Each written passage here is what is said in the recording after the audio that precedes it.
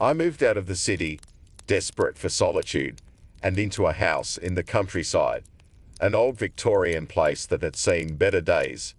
It was cheap, isolated, and full of quirks that I thought would be fun to fix up. The basement, however, was a different story.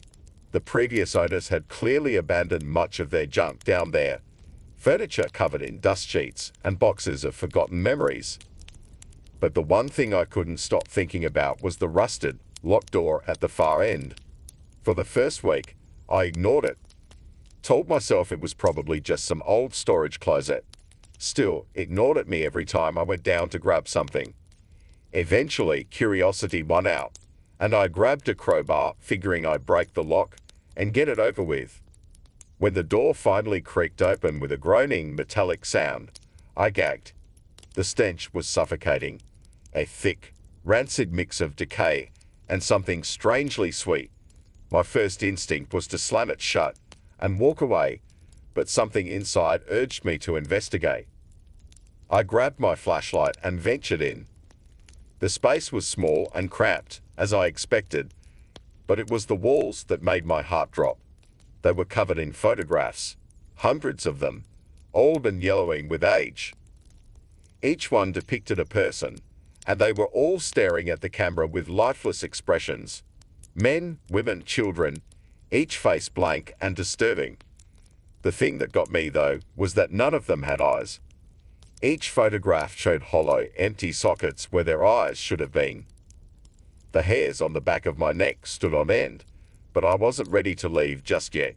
In the far corner of the room, there was a small wooden chest, cleaner than everything else in the room. No dust, no cobwebs. Against my better judgment, I opened it. Inside were dozens of small glass jars, each filled with something dark, shriveled, and grotesque. I picked one up, inspecting it closely, and the second I realized what I was holding, I nearly dropped it. Each jar contained an eyeball, dried, withered, yet strangely lifelike. I heard something behind me, like a faint whisper, and the air grew colder.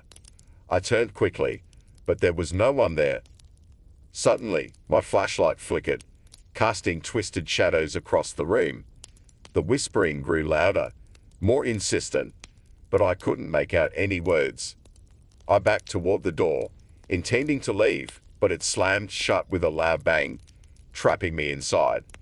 The room plunged into darkness, and I could feel something moving in the blackness, creeping along the walls. I managed to get my flashlight working again, but it was dim now, barely illuminating the room, and that's when I saw them. Faces, hundreds of them, pressed into the walls as if they were trying to break through. Their eyeless sockets followed me, their mouths moving silently, whispering some language I couldn't understand. Panic set in.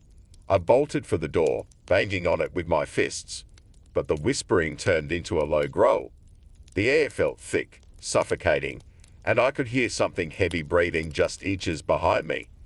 I whipped around, shining my light into the darkness, and one of the faces was right there, inches from mine. It smiled, a sick, twisted grin, and I finally made out what it was whispering. "Thank you for letting us out." The door burst open, and I stumbled out, racing up the basement stairs. I slammed the door behind me and shoved a heavy piece of furniture against it, my heart pounding in my chest. But the whispering didn't stop. I could still hear them through the walls. That night, I didn't sleep. I sat in the living room clutching a fire poker from the fireplace, eyes darting around the room as if expecting those faces to suddenly materialize. Every creak of the house felt like a footstep. Every gust of wind through the old windows sounded like a voice calling my name. But the worst part, the scratching. It started faint, like nails grating slowly over wood. It seemed to come from the floorboards, getting louder as the hours passed. The next morning, I called a locksmith, desperate to seal that door permanently. But when he arrived, he gave me a strange look.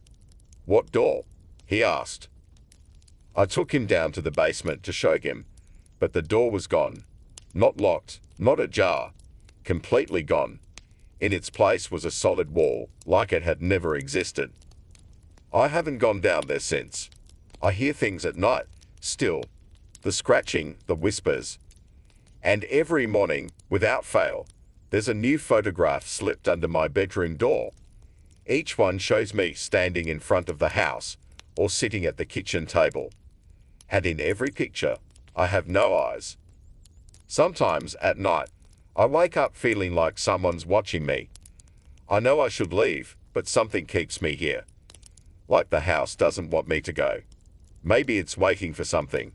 Or maybe it's just waiting for me to take the next picture. And one day soon, I'm afraid I'll wake up, and the last thing I'll see is the flash of a camera. Then, nothing.